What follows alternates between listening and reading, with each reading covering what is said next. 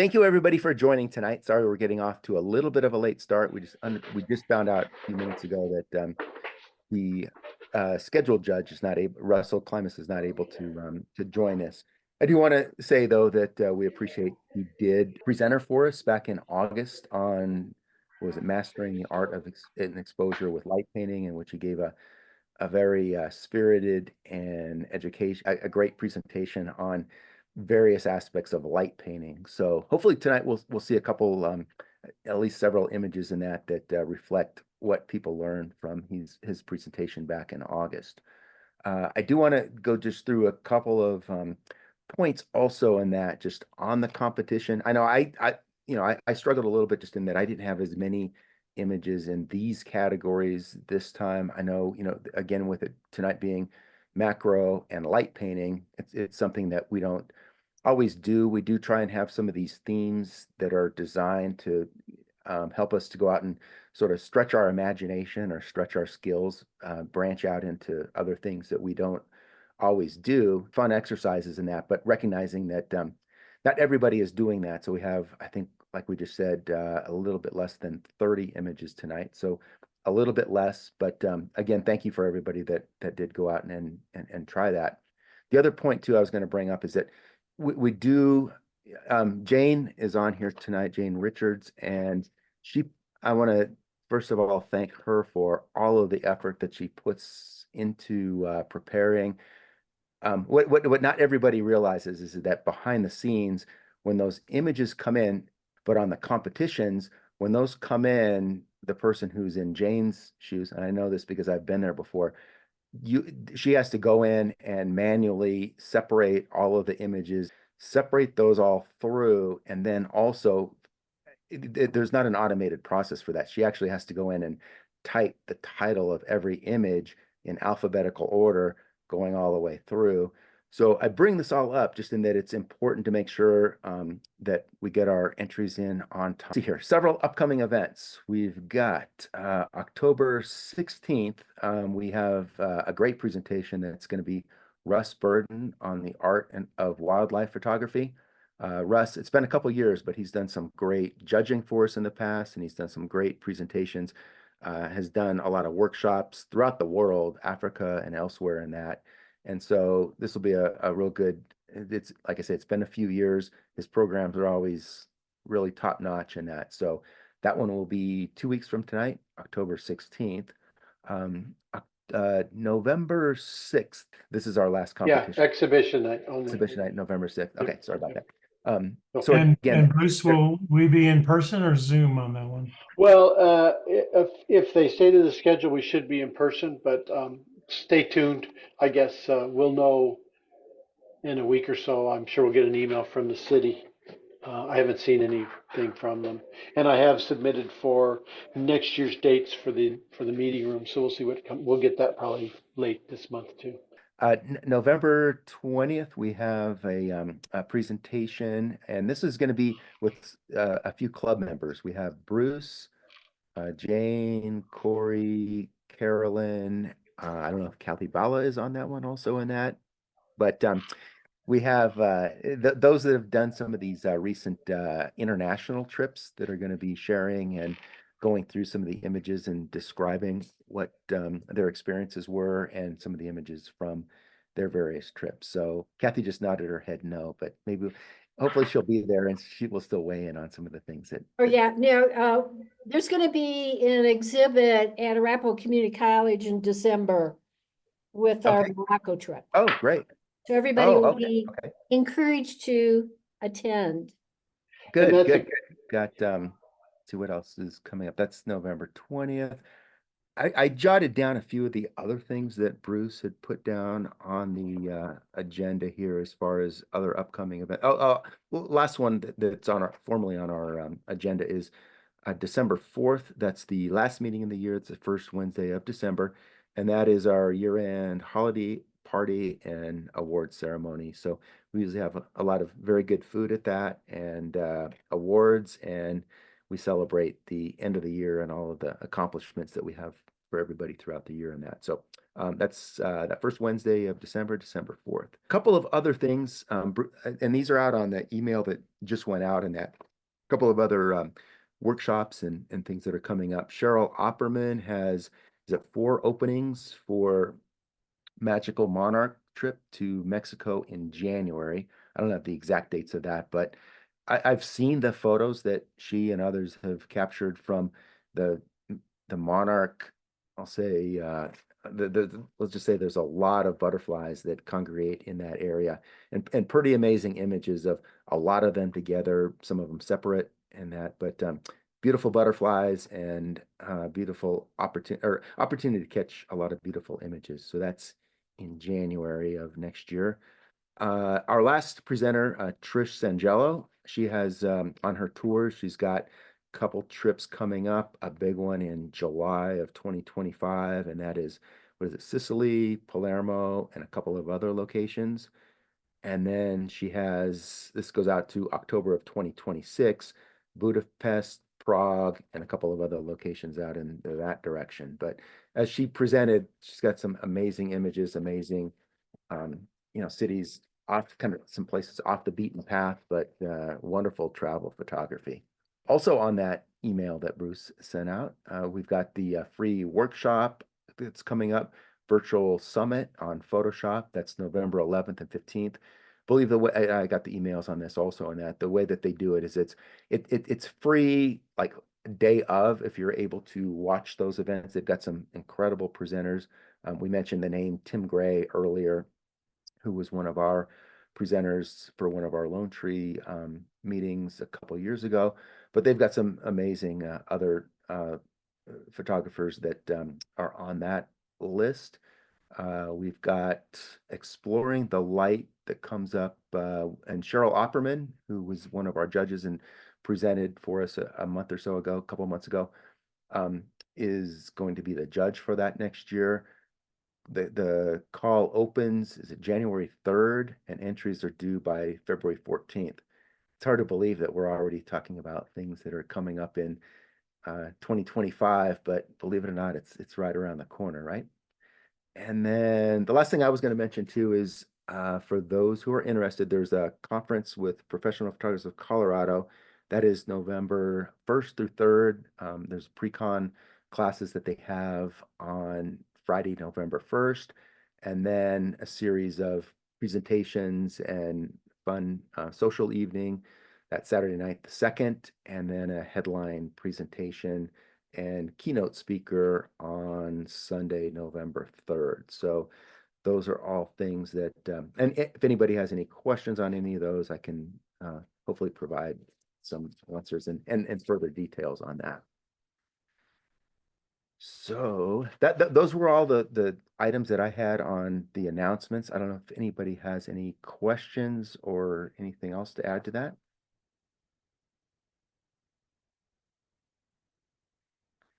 And if not, we will go ahead and, as we mentioned earlier, the judge wasn't able to make it here tonight, not feeling well. So we're going, but he has provided scores. We'll go ahead and issue or announce his scores, but then we will, as Dave Purcell pointed out, we'll go ahead and again, treat each image as we do in the exhibition nights, and we can open up the floor to those who want to make any commentary, critiques, or otherwise. Yeah, so we'll do the club voting first and then Okay. pretend just like that. We'll have a Okay. virtual judge. Yeah, and again, for the club voting, if you look up there, there's a QR code. Make sure that you have that. And oh, that makes sense. We go through and we do same as we otherwise would, get the club voting, and then we'll take the next steps. All right, we're going to be beginner intermediate color. First image is Busy Bee. The judge gave it a score of 6. I like the way they used art of 3 items as well, having the bee for extra interest. I know there's 4 flowers here, but the one in the middle is, it's almost as one. And maybe that's what bothers me a little bit, because it's too much tangency between the two. If there was a little bit different angle, you could have separated those perhaps. or maybe even in the field, pulled one of them down or something. It's kind of a nice balanced image, but there might be a little bit of extra headroom on the top. The thing that kind of grips me most is that it seems like the blur was done in post. I might be wrong about that, but it's just so consistent that it kind of I don't know, it puts me off with this much blur, and it just seems like it's such a sharp contrast between the flowers and the background.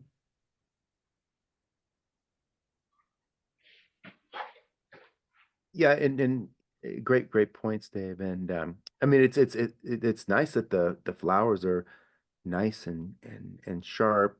All of the points that you brought up too, as far as maybe a little bit more room on the top than is necessary. But the yeah, I'm trying to figure that out too, as far as on the depth, whether that is an actual background or being that, it's great to have a background blurred and give you that separation and give you that depth of field, but I almost would like to see like a little bit more detail in that background that's there.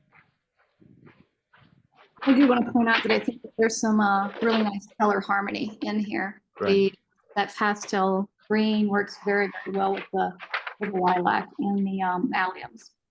Yeah, I would bring it down to like a panoramic and then put a vignette on it. So we don't have too much of that green background. Technically, it's, the actual flowers are bang on sharp. So really that's a fantastic positive about this photo. Come closer, my pretty. The judge scored it a 7. Somebody's getting really creative with this, boy. It's got so much going on. It's, I mean, who it looks like it's been some sort of a mist machine or fog machine or whatever. And if it's not, it was well done in post. I like that the vignette really comes in, and you don't, there's no question as to what the subject is here, and it's perfectly on the face, and the colors are nice and poppy. It's kind of scary, and it really goes towards the October theme here. Yeah, I like everything about it. The only thing that bothers me a little bit is that I guess it's her leg, but it looks more like a pipe or something coming in the front right and bottom. I guess that's her leg. It just looks a little weird. I really like this, though. I think it's really creative. Being in the light painting category, which it adds itself the ability to be creative in that, as Dave pointed out, the looks like a fog machine. Some element was used to create that mist. So probably my guess is a very long exposure, and then with that hitting certain parts of the main subject with a light, whether that's a flashlight or something like that. But in a long exposure in a dark environment, you could do that and let that mist, machine or whatever in that go for a long time. Maybe it was even the aerosol spray or whatever in that the fog that you can create with that. But somewhere that it really does give it kind of that ethereal look with so much of that, but still keeping the face nice and clean and sharp and not covered by that fog. And the colors are really nice. The green, the blue, the orange flower. Awesome. Okay, let's go to the next one. This one's called Fine Dining, and the judge gave it a score of 6. I love the title.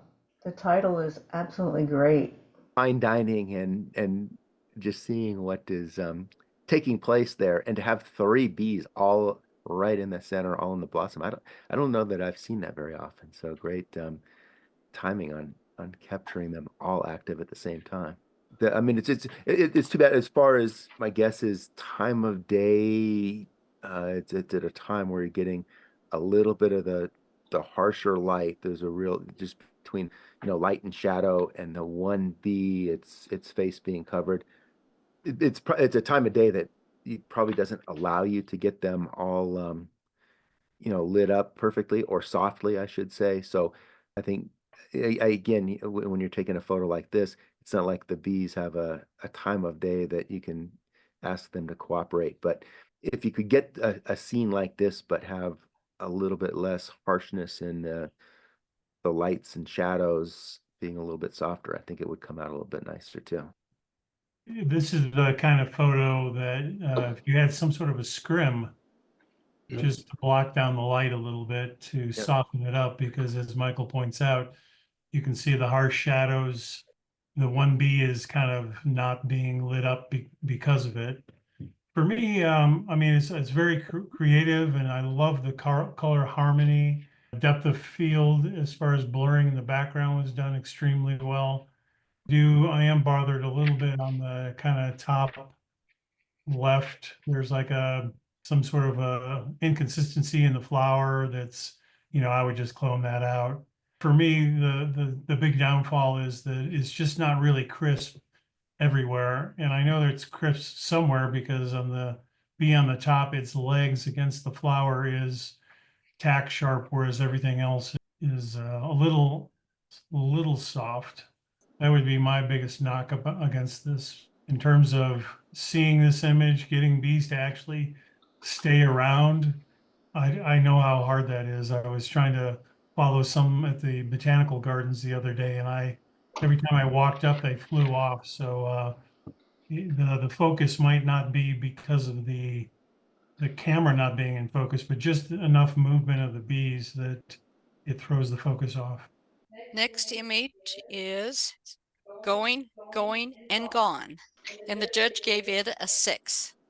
I think this is very clever, and I love the muted colors. I might get rid of that leaf on the bottom. I understand that the title is going, going, gone, but the three that are in there as the main subject kind of show three different levels of decay. But for me, the color tones are just fantastic in this image. I just really am loving the vibe of this thing. I love the cover and the textures I think throughout here are real nice. To your point, right, that fourth leaf on the bottom, I don't know if you would, crop that out. Maybe that's the simple solution. What I don't know is if this was a scene that I'm assuming this was again done, it's very macro-like, and to get, the detail in there is very nice. If you, maybe move that leaf out of the way, I'm assuming that with it being a macro, you're obviously fairly close to it, and that just being able to move a couple things out of the way, that one, maybe that little pine needle that's overlapping the more colorful leaf there, the center one. But I like what I like too, the colors, the tones are great, including the pine needles, and the texture that the pine needles and the leaves laying in there, I think is real nice. Very, very good natural scene. Yeah, I like the way they cropped it too. I just think for me, I'd like a little more contrast. The next image is Gossip Hour, and the judge gave it a score of 6. I'll start with this one. I thought this one was nice. I like the composition. I think the texture, the colors, the color harmony, with the reds, the yellows, the oranges. When this one came across, I thought I was pretty impressed with this one. When I say composition, I like just that corner part of the center of the flower up there in the upper right. I think that's just the right amount to put into that. For a macro scene to get this level of detail, meaning that you're straight up above it, but the detail that's in the center part of the flower, the detail that's in the two insects all the way through. I like the title. I think the title was very clever. To be honest, I thought I didn't see a lot in this one that I thought could be improved, but Yeah, I like this a lot, and and the interaction between the bugs is cool too. right. It looks like they're getting ready to headbutt or something. Yeah. On first view, I didn't see this, but after studying this for a while, there is a seeming reflection of the photographer in the one in the head of the one on the top. Oh, you're right. If that's Okay. good or bad or other, but the detail is just striking. Super I don't have any idea why it got such a low score by the judge, because I think this is outstanding. Yeah, I thought it was a really nice image. I like the, Afraid I of guess I bugs. said it before, I like the color harmony between the the red bugs and the yellow flower. They have movement in the image because they're not just straight up and down against the flower. They kind of sitting at an angle. The maker controlled the reflections very well in the image. They're not all the highlights aren't blown out and the blacks aren't totally black. So yeah, I think they did a good job. I liked it. I kind of really like that it's a vertical pano. I mean, you don't really see vertical panos these days, but the crop is great. And I didn't notice to Elaine's point, you put a little bit of an angle and it puts a little bit of a kind of a movement to the image and therefore highlights how the bugs are coming together. So yeah, it was a good note there. And the detail on every hair on both bugs, awesome. Yeah, that's that for macro. That's not an easy image to capture. I think it was well done, and everything's been said, but the colors and so forth are nice. Okay, the next image, look but don't touch. The judge gave it a score of 7. Yay.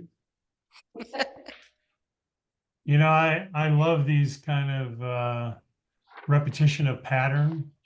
And this is one of those that's really difficult to decide, where to crop. And I think it was done really, really, really well. I like the tones. I like the sharpness. So The what's only your point? thing, I mean, the only way you could improve this is, the only thing better than patterns is a break in the pattern. So if there was one of these that was crazily different, that would have been interesting. But I mean, this is really well done. And like I said, the sharpness is bang on. Yeah, the very first point that you brought up, Dave, and I know myself in that these are the kind of things that when I come across a scene like this and I try and photograph it, trying to figure out where to put how to compose it, right? It's difficult. But this one, exactly as you said, but when you look at it, it's pretty symmetric. For a scene like this, it's hard to get perfect symmetry, but this is fairly close to it. And when I look at the left and right edges, and then I look at the three main columns coming down. I like the way the shadows from those needles play down into the greens and that the depth of it and whether they used maybe I don't know if it was like maybe a tripod and did some focus stacking. Just knowing that with a macro lens to get it sharp from the tip of those points up on the top all the way down to the valleys of the cactus down below. Even like F16, F22 sometimes doesn't get you that level. So there may be some focus stacking in there, but whatever was used, I think you know, everything all the way through there, there's not anything that's out of focus that I can see.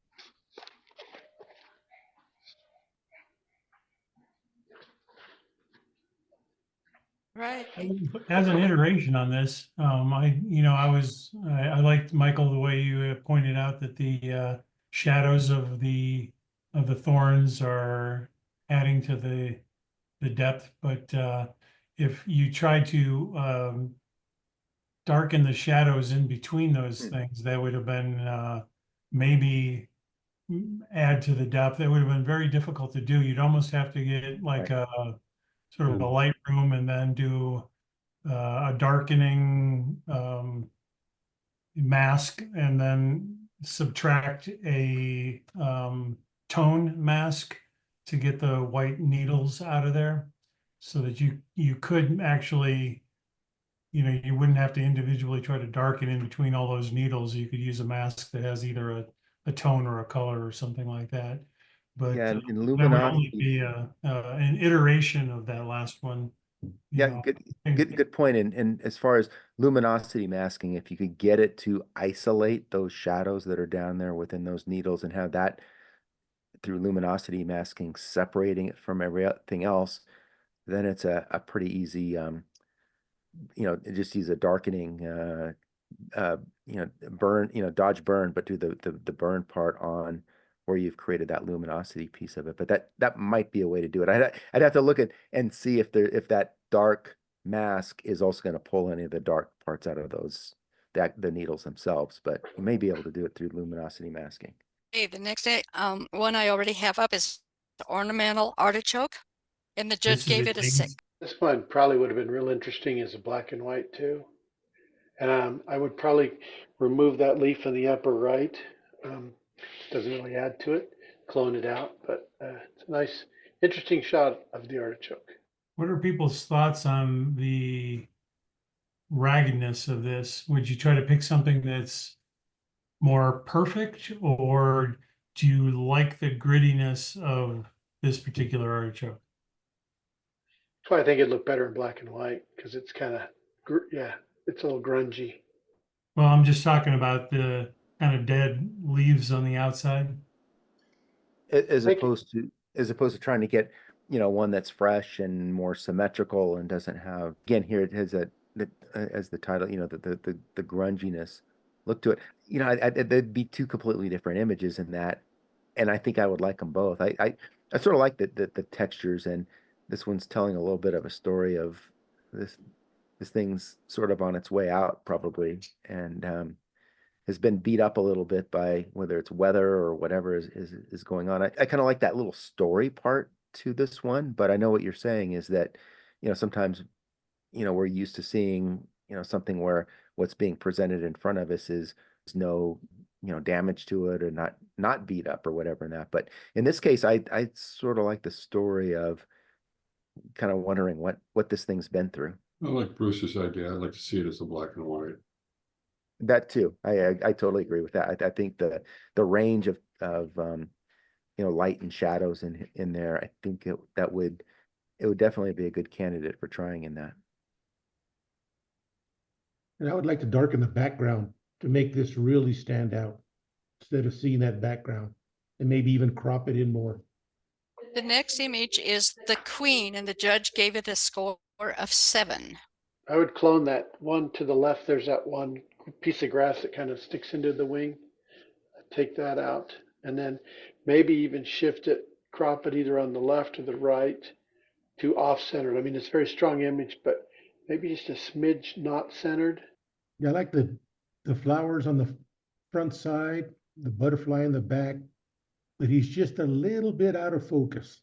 Yeah, in a perfect world, those antenna would both be in the yellow. Yeah, Called it looks like it's cloning.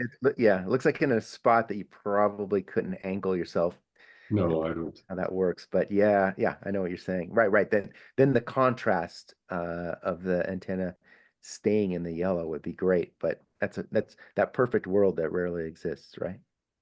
Just like skin retouching, there's a lot of shininess to some of the leaves. Yeah. And if I were to try to play with this, I would go to Photoshop, make a exact copy, and then I would clone in. And I would make the leaves, or make the wings. Subjects, you've got the fly and you've got the coin. Decide which one you should focus on. Fly fish and tie flies myself and so forth. So I'm aware of the pattern and that. But I was trying to figure out the lighting here too. It almost looks like there's sort of is it like if I look at the coin and like to the right side of it, there's a shadow that's kind of on the orange over on that side of it. Over on the left of it, it's kind of a bluish tone. I was trying to figure out what the lighting scenario is, but then when I look at the fly itself, the subject in the middle, I can't really see that much direction of light. I'm trying to figure out how that's being done. It's almost like the coin was on something that created like a faded spot, and then it got scooted over. That brown looks like a faded spot. I think it's just the light coming from the bottom left, Okay.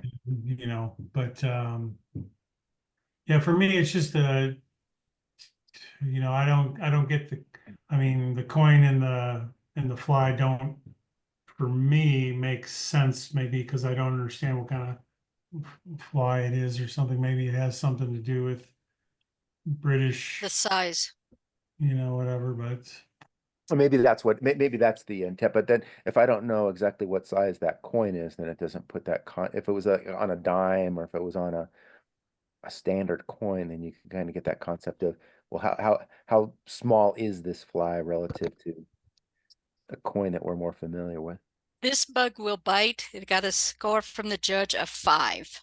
So I'm trying to figure out, again, some of the lighting on something like this. And again, it's, on the fly fishing and that I'm familiar with the pattern, and it will, believe it or not, something like that will fool a trout. You would never think so, but trying to figure out, like, there's a couple of hot spots on like right near I'll say the head of the fly up there in the upper left. There's a little bit of bright hot spot that's taking my eye up there.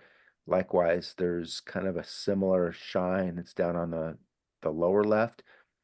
And so if there's some kind of way of, and then a little bit, again, my eye sort of also goes up to the top where there's a kind of a bright hot spot at the top of whatever that tool is that has like, almost looks like a saw or something like that.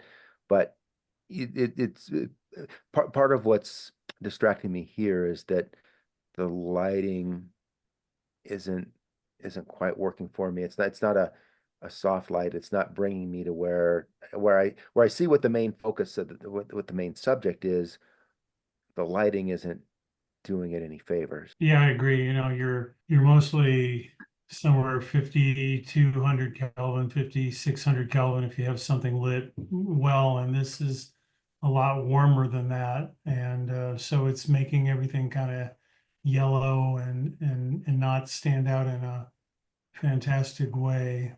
Clearly, it's very sharp for how close in this was done. So technically, it's a very well done image. Next one is called Winter Storm. It got a score of 6 from the judge. This one, I thought this one was impressive. I mean, as far as like light painting, and I believe, I don't know exactly what the technique that was done on this one here, but I believe this isn't an easy thing to do, and I think it was carried out well. This is just me. I like the shapes, the patterns, everything that's going on. It's giving me a sense of motion. Colors, I think, are real nice. It's got the full range of brightness from bright but not blown out down to almost black. I thought that to me, I like the creativity in this one myself. We're going to go to advanced color. First one is Beautiful Pest. It got a judge's score of 9. Incredible. Yeah, this one, when this one came up on the screen, the details, the color, look at the eyes. You can see, I mean, for macro, I wish I knew how to do this. The way the wings are, illuminating the back, the eyes, the detail. Look at the detail on the legs, detail in the eyes, and it falls off just where it needs to where the flower starts to fade off a little bit. Kind of like when you talk about, angles and position and composition, the way that you have that stem coming out from the lower left, kind of leading you right into your main subject. Nice blur way deep in the background, but the variety of colors that are back there. This one I thought was phenomenal. Yeah, I'd have to agree. What I want to know is, how do you do this? Is that fly alive? That's what I'm trying to At the figure time out. I would get that close with my camera, even if you were looking at a 105 millimeter macro, that fly would take off. I mean, how do you, and you can't just be sitting there waiting for a fly to serendipitously, just show up. I mean, I think that's what you have to do, maybe. I don't know. wow, it's fantastic. And I would love to find out how you get the animals to do this. Hopefully we'll get the How do you story get a later. bunch of it sharp without focus stacking? And you sure as hell Right. can't to stack that.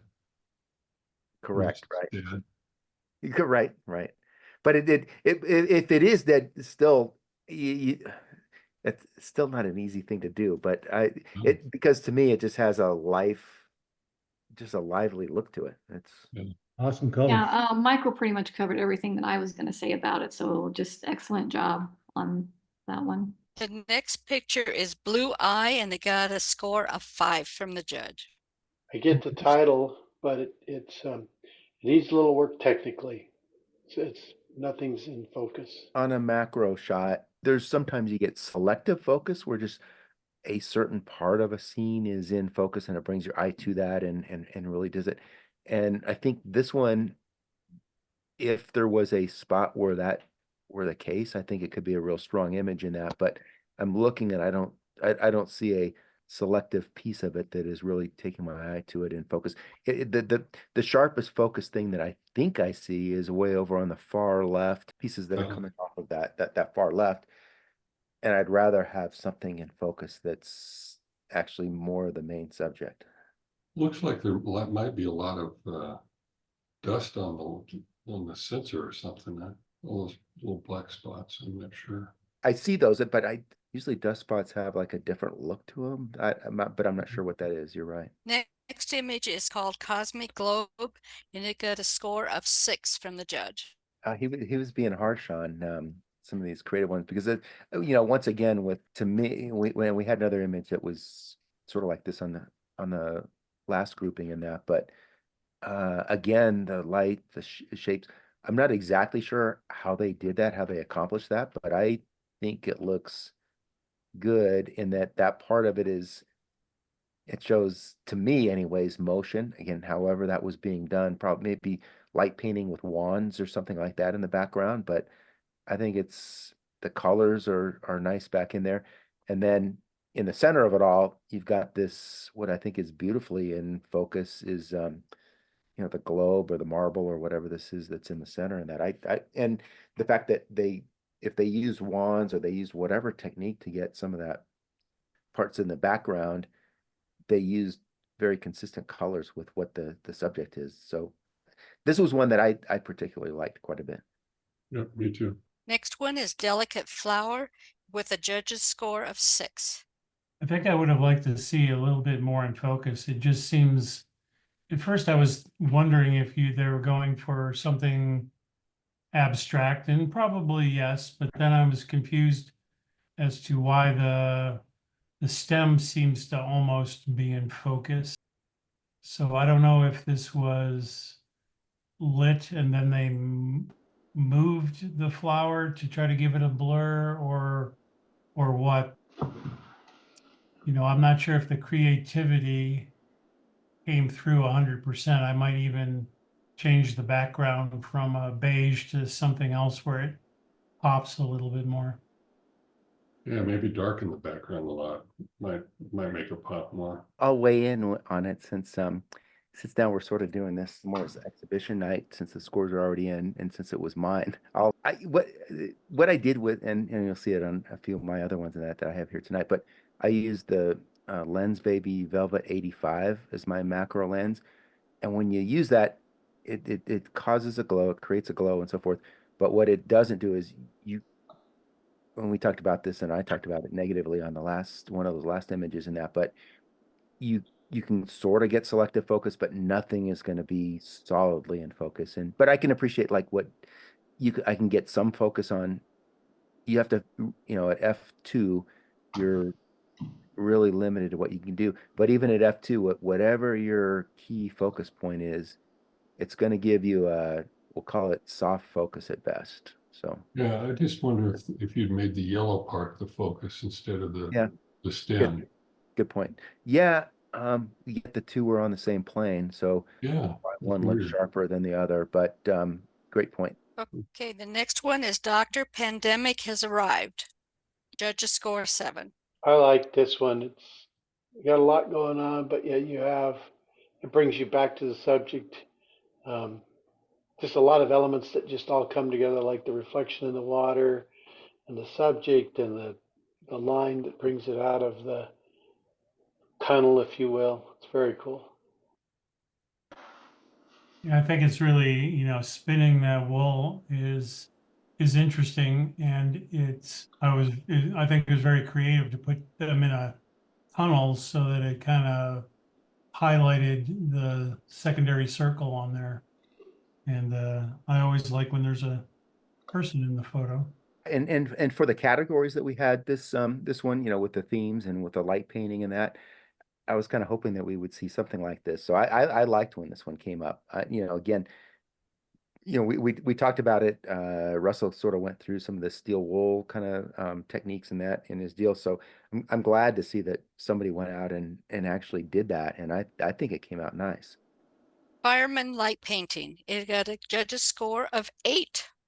Yeah, this is really cool. I mean, this is obviously blue hour, and you got the firemen standing still. It was obviously a long exposure because you're taking like a flashlight or something and painting across the thing. I like that it's old fashioned and the outfit matches that. It's I know from experience it's very, very difficult to get a consistent color across here because you're kind of just shining the flashlight or whatever kind of light you have across there. So, it looks dappled and maybe that's could be a little bit better, but just having done this myself, I really like this image. And they've even spent time highlighting the one fender, the light there, his face, the pants, the hubcaps. So this kind of thing takes time, and like I said, if this was just a black sky, it just really wouldn't have been half as good. Yeah, great points, Dave. I don't have anything further to say. This one's impressive, and again, it's fun to see tonight a variety of different styles and techniques that were used in the light painting category. And I think this was a great effort with some good results in terms of what they accomplished. And I totally agree with you too. The color tones of that, the reds against that deep blue back in there. So again, time of day can oftentimes make a difference, and it paid off here. Yeah, I mean, just keep working at the consistency of the of lighting back and forth and whatever. But boy, yeah, this is a fantastic effort, just a really fantastic effort. King of the Bees. It got a judge's score of 7. This and the fly, wow, Yeah, fantastic. good detail, good composition, right? The focus right there. I kind of like the depth of field back behind it, and the fact that even the front lower part of the flower are a little bit out of focus, and your eye goes to what's in focus and where the light is, and the detail on the bee with all of the little, the fuzz or whatever you want to call it, the eye. I, again, very well done. Very good. I think the only thing I would do is there's on the upper left, there's the two little out of focus purple strands that kind of stick in. Just clone them back a little bit, just those two. But everything else, I mean, the lighting, the angle, it's awesome. Excellent detail. Yeah. Lighting the windmill. It got a judge's score of 6. A different light painting effect, kind of cool. I like the get a little motion of the clouds because of the long exposure, and then the windmill. I like that you were able to get the stars in there. That's cool. Yeah, I'll speak once again since we're sort of in a exhibition night mode and the scores are already in. So meaning that it was mine, and actually I was with a couple other members in that, but it was fun just going out, and I unfortunately didn't have a chance to get out and do other light painting things later in that, but a, a fun experience of what we were able to accomplish and moving, and the kind of had the benefit of it was a little bit breezy, so the windmill was turning, so you got sort of that sense of motion. But I can appreciate the fact that it didn't score super high, just maybe not. It's probably some other things that we could have done to make the in this case, in my looking at it now, maybe light up the windmill a little bit more to kind of offset some of all the light being down on the lower part of it. But next time. Yeah, that's what I was going to suggest is maybe if you'd have lit up the windmill, and especially maybe with a couple of the colors used in that stuff below, like some blue on the windmill and maybe some white or green. I don't know. Right. Might Yeah, have yeah, been yeah. interesting. Yeah, Cohesive. and looking at there's too much such a contrast between what's going on down below and what's going on up above. So if the subject should be a little bit more on the windmill, then looking at it, like I say, hopefully there'll be a next time of going out and trying this and maybe lighting the subject a little bit differently. Miller moth. They got a judge's score of 5. It's almost like you took a picture and just tried to enlarge it to make it look close up. I mean, I like the idea of kind of going abstract with something you know. So in terms of creativity, I can appreciate the crop. It's just I'm not sure it was completely well executed because it's just once you go in this tight, you're bound to lose focus and you're to pixelate a little bit there. Next one is Rose Light Painting. It got a judge's score of 7. I love this one. It almost reminds me of the layers of when you're looking into the mountains and you see the depth of the mountains in blue. I would have liked to see maybe a little bit sharper contrast right in the middle so you could really pick a almost, I don't want to say in focus area, but maybe just something a little bit sharper on that center circle. But boy, I mean, you just get depth out of this. You just feel like this is a relaxing, beautiful image lit from behind. It's very cool. I really like it. This is Michael will talk about his. Since this is mine, I'll talk about it in a minute. I had a fiber optic attachment that went on a tiny light flashlight, and that's how I lit that thing from behind and below and through the different parts of the rose. Very Yeah. nice glow. Yeah, the fact that you get those different tonal range throughout, right? Where you get a lot of times when you see like a rose photo, it doesn't have that luminance that comes in certain parts of it. And that technique you used really worked well for this one. And to the points that Dave Purcell was bringing up in that, I like the textures, the lines. It's a rose, but it doesn't look like a rose. When you look at it, it could be a lot of different things, but really like the shapes and textures in this. We're going to Big Bad Bug, and received a judge's score of 5. Michael, you're the fisherman here.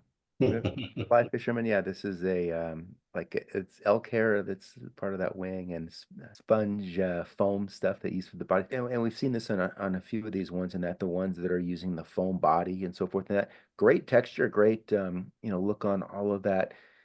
Same kind of thing that we had on some of the other ones, and I can appreciate putting these against some of the, although that's not really like a fly tying tool, but putting it up against tools just to show a bit of that contrast. But again, there's a little bit of harshness, I think, with some of the lighting here and that. When I look at, my eyes are sort of going to, there's a couple of bright spots that are there in the upper right part of the knife. The parts that are silver are catching some of that light over there, and it's taking me a little bit away from the subject being the fly that's on there. I just don't know that in some of these cases that they need to be put directly on top of a tool, because then I'm sort of losing some of that contrast that it could otherwise maybe be shown if it was against a different background or on top of something different to let me see a little bit more details of what that fly is. What impresses me with all these fly ones is the level of detail of actually making these flies. I mean, clearly it's a talent that I will never have because I have no patience. But yeah, Michael makes a good point about the tangency between tools and flies. And if I Come were over someday and I'll show you how to tie those and do that. if I were going to do a fly though, in terms of a competition, I would try to do an old-timey one where you feel like you could have made it in 1868, so no modern day foams or anything Yep. like that. I mean, it's clearly a talent, like I said, that I'll never have, and I can appreciate, the level of detail. But for me, if it was a competition photo, I try to make it more old-timey. Good point. So when you come over, we'll tie them all up with furs, feathers, and all natural materials. Okay, the next one is Dandelion Day. It got a judge's score of 7. Great photo. Sharp in the middle. And kind of really leads your eye in there. Yeah, it's very nice. I like black this and one a white. lot. The focus is right where it needs to be, and the textures and that. I thought this one was nicely done. Little Nipper. what and it did got a get? judge's score of 6. I think this, we can duplicate what we said about the other one. Mhm. This one might be a little, the background not only is showing a lot of tangency, but it has lettering, and whenever you have, words in a photo, people are going to read them, and it just takes my attention away a little bit too much. It's called Portal to the Next Dimension. It received a judge's score of 7. That's obviously the same guy that did the other one, and this one's really cool too, I think. And it does look like a portal. It reminds me of Quantum Leap or one of those. It's cool the way the sparks bounce off the tunnel. And then you see the texture of all the stone of the tunnel.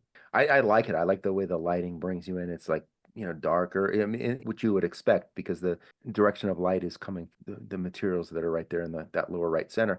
But how that like brings you up and you have what it's creating is sort of that natural darkening over on the outside of it, bringing you right into where your eyes want to go. The details in there, I think it's very well done. And I whatever location you chose to go do this and create that, I think that came out really nice. We're going to advance black and white.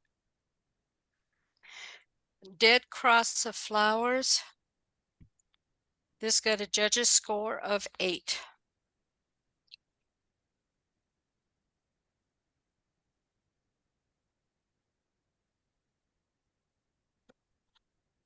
Well done. I like it. Good shades, good tonal range on the black and white piece. Yeah, I agree. It's and the brighter parts are in the center, which is I think you want the eye to go there, and the detail that's there in the parts of the scene that you want to go to. I think very nice macro image. Next one is called Nature's Intricacy. It got a judge's score of 7. I think this is outstanding. I really, I like the way that you've done a symmetrical crop, a one-to-one crop on here, which puts the roundness right in the center. It's great contrast between the light and dark. You got true darks or true blacks, true whites.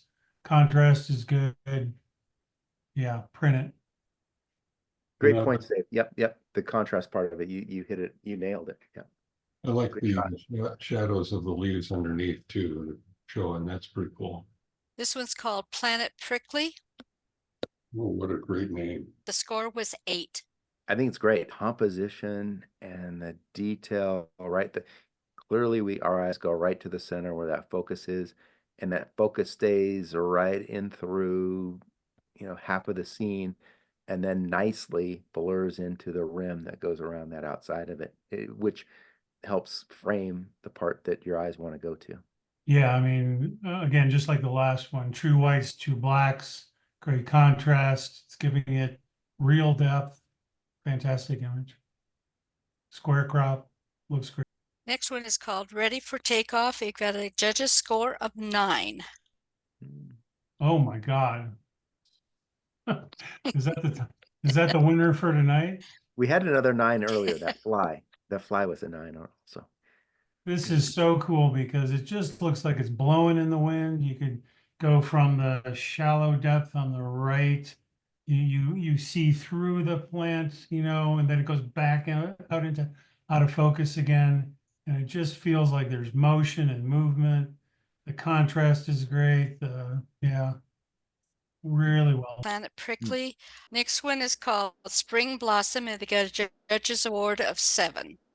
And we'll move this one through here pretty quickly in that, and I'll talk. So this again was with that Lens Baby Velvet 85, and so this is as sharp a focus. This is what I was talking about earlier, in that you really can't get real sharp focus. It works in certain scenes. It probably doesn't for this one. So I agree that it's not an award winner.